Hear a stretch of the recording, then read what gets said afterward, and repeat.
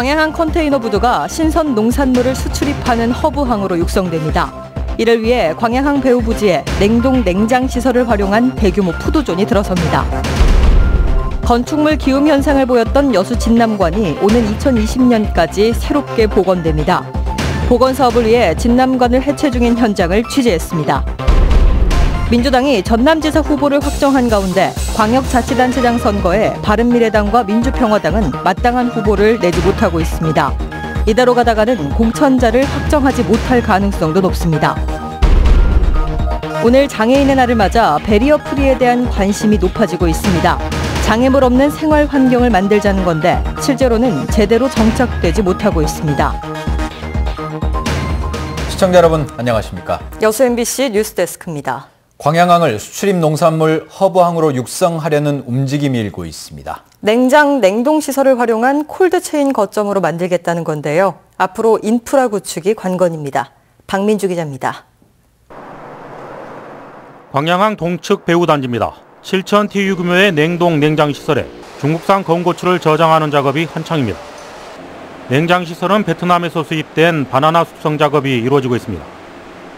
이처럼 광양항이 신선 농산물을 국내로 수입하거나 중국, 일본으로 재수출하는 허브항으로 육성됩니다.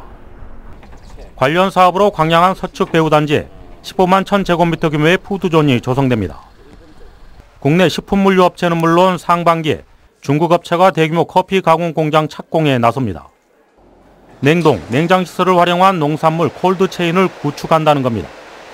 중국, 일본 등지의 농산물을 한국 이 광양항에서 약간 가공을 해서 일본이나 중국에 재수출하는 형태, 그런 형태를 광양항에서는 그 미래 신성장 동력으로 현재 지향을 하고. 하지만 부산 인천항과 경쟁할 수 있는 인프라 확보가 과제로 떠오르고 있습니다. 농산물 노선 확보와 차별화도 필요성이 높아지고 있습니다.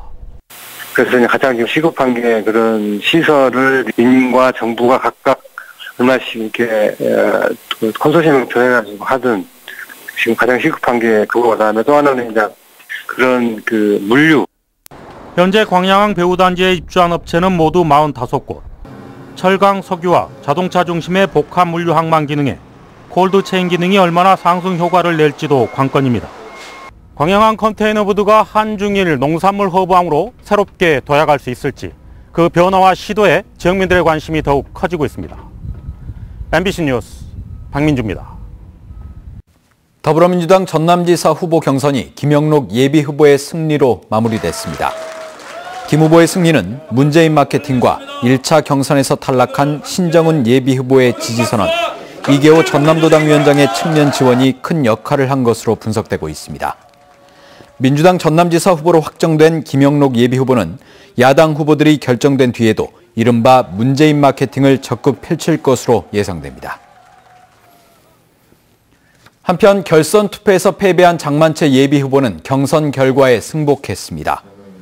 장 후보는 오늘 기자회견을 열고 도민과 당원들께 죄송하고 감사하다며 이번 지방선거에서 민주당의 승리를 위해 최선을 다하겠다고 밝혔습니다. 또 선거법 위반 혐의로 김영록 후보를 고발한 것에 대해서는 자신의 손을 떠난 문제라고 말했습니다. 민주당이 지방선거 준비에 박차를 가하고 있는 반면 바른미래당과 민주평화당은 극심한 인물난에 빠졌습니다. 이대로 가다간 공천을 못할 가능성도 높습니다. 윤근수 기자입니다. 가장 먼저 선대위 체제로 전환한 민주평화당이 호남에서 첫 현장회의를 열고 지방선거 필승을 다짐했습니다. 하지만 아직까지 광주시장 후보도 전남지사와 전북지사 후보도 못 내고 있습니다. 그동안 거론되어 온 박지원 의원의 전남지사 출마 가능성도 점점 희미해지는데 마땅한 지원자는 나오지 않고 있습니다. 광역자치단체장을 지금 저희들이 만족할 만한 사람들을 내세울 만한 후보가 지금 없어서 그 부분이 저희로서는 조금 고민이긴 한데 어쨌든 그 부분은 최선을 다해서 보완하겠다라는 말씀 드리겠습니다. 바른미래당은 광주 전남 시도지사 공천을 사실상 포기하는 쪽으로 가고 있습니다. 박주성 공동대표와 김동철 원내대표는 대표직 수행에 집중하고 있고 주승용 의원은 이미 도지사 선거 출마 의사를 접었습니다. 현역 국회의원 대신에 유망한 경제인을 영입하겠다던 계획도 사실상 수포로 돌아가는 분위기입니다. 이 같은 인물난의 바탕에는 추락한 정당 지지율이 있습니다. 한국갤럽의 이번 주 정기 여론조사에서 호남의 정당 지지율은 민주당이 74%인 반면에 바른미래당 3%, 민주평화당은 1%에 그쳤습니다. 출마해봐야 당선이 어려운 상황에서 현역 국회의원들이 의원직을 포기하기가 쉽지 않고 인재 영입에도 한계가 있을 수밖에 없습니다. 그래서 이대로 가다 보면 광주시장 선거는 민주당과 정의당, 민중당 후보의 3파전, 전남지사 선거는 민주당과 민중당의 2파전으로 압축될 가능성이 높습니다. MBC 뉴스 윤문수입니다. 여수시장 경선 심사에서 탈락한 더불어민주당 김순빈 예비후보가 같은 당의 권세도 후보를 지지하고 나섰습니다. 김 예비후보는 오늘 기자회견을 열고 여수시장 경선 후보를 4명으로 결정한 것은 특정 후보를 위한 공작이라고 비판한 데 이어 부패한 지방 권력을 청산하기 위해 권세도 후보 캠프의 총괄 선대본부장을 맡기로 했다고 밝혔습니다. 한편 민주당 여수시장 경선은 권세도, 김유화, 주철현 후보 등 3명을 대상으로 오는 22일부터 이틀 동안 진행됩니다. 건축물 기움 현상으로 붕괴 위험에 놓였던 국보 제304호인 여수 진남관이 구조물 해체 작업에 들어갔습니다. 오는 2020년 말이면 새롭게 복원된 진남관의 모습을 감상할 수 있을 것으로 보입니다. 문영철 기자가 취재했습니다. 현존하는 지방 관아 건물 가운데 최대 규모인 진남관. 300년의 역사를 간직한 건축물이 거대한 가설 덧집에 둘러싸였습니다. 기와를 받치고 있던 흙더미를 걷어내자 지붕의 뼈대를 이루는 석가래가 모습을 드러냅니다.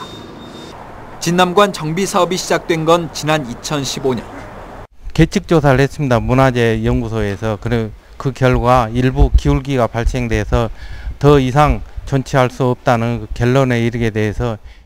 하지만 시험 발굴 조사 등으로 공사가 1년 정도 중단되면서 구조물 해체 작업도 최근 시작됐습니다. 앞으로 1년에 걸쳐 진남관이 해체된 이후에는 복원을 위한 발굴 조사가 시작됩니다. 최대한 기존 자재를 재사용하고 고증을 통해 골패를 모셨던 정천과 건물 좌우에 있던 이컨도 함께 복원할 계획입니다. 지하 유구 부분이라든지 그다음에 건물의 그 보이지 않는 부분에 나왔던 흔적이라든지를 통해서 좀 더 정확한 기준을 세워 나가면서 그 복원을 진행하는 과정이 되겠습니다.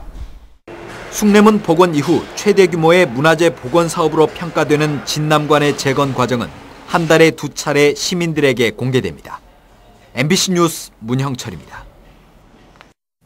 포스코가 중국 고급재 철강 시장 공략에 나섭니다. 포스코는 철강 핵심 수출 시장인 중국에 솔루션 마케팅 센터를 설립하고 자동차 강판과 고급강 판매 확대를 위한 시장 선점에 나섭니다. 중국은 자동차 생산량이 연평균 3%에 가까운 성장세를 바탕으로 오는 2020년 3,450만 대 이를 것으로 전망돼 고급재 철강 수요가 커지고 있습니다. 네, 장애물 없는 생활 환경, 이른바 베리어 프리 인증 제도가 시행되고 있습니다. 하지만 인증 비용 등을 이유로 제대로 자리 잡지 못한 상황입니다. 보도에 양현승 기자입니다. 전남의 한 종합복지관 건물. 독특한 생김새로 2년 전 대한민국 공공건축상을 받았습니다. 중증장애인 지원센터를 비롯해 장애인단체, 노인단체가 입주해 있는데 불편이 이만저만 아닙니다. 징검다리 진입로는 장애인과 노인들에게는 큰 장애물. 특히 내부 통로에 천장이 없어 비가 오면 건물 안에서도 우산을 써야 합니다. 못 나가요. 사실 못 가죠. 왜요? 병원과에 못 가죠. 병원 때는 우산 주고 가야니까. 전라남도가 공공건축물에 장애물을 없애는 이른바 베리어 프리 조례를 만든 건 지난 2012년. 2015년 제정된 법보다도 3년여 앞서 장애물 없는 시설 인증을 의무화하면서 베리어 프리 인증 건물 숫자는 전국 최고 수준입니다. 그러나 예비 인증과 본 인증에 드는 비용이 1,000만 원가량에 이르러 예산이 적은 소규모 공공시설은 배보다 배꼽이 더 큰 베리어 프리 인증을 기피하고 있습니다. 공공건축물 BF 인증을 받으려면 인증 비용이 소요가 됩니다. 근데 인증 비용에 지원이 없이는 별도 예산의 확보가 없이는 이게 굉장히 어려울지 않을까. 베리어 프리를 총괄하는 부서 모르게 공공시설물들이 여러 행정부서에서 추진되면서 법적 의무사항이 공무원 판단에만 맡겨지고 있습니다. 이 공무원들의 선의에만 기대되는 그런 측면이 있는데 앞으로는 제가 볼 때는 처벌 조항이 반드시 만들어져서 조금 더 이 제도가 엄격하게 받아들여질 수 있는 그런 계기가 필요할 거라. 전남에서만 법이 시행된 2015년 7월 이후 지어진 60개 공공건축물이 장애물 없는 생활환경 인증을 받지 않아 보건복지부가 후속 조치를 통보했습니다. MBC 뉴스 양현승입니다. 고석규 도교육감 예비후보가 특수교육원 설립 등을 통해 특수교육 대상자들에게 균등하고 공정한 교육 기회를 보장하겠다고 밝혔습니다. 고 예비후보는 전남에 특수교육원 한 곳을 설립하고 권역별 거점센터 설립, 장애인 평생교육 지원체계 구축 등을 역점 사업으로 추진하기로 했습니다.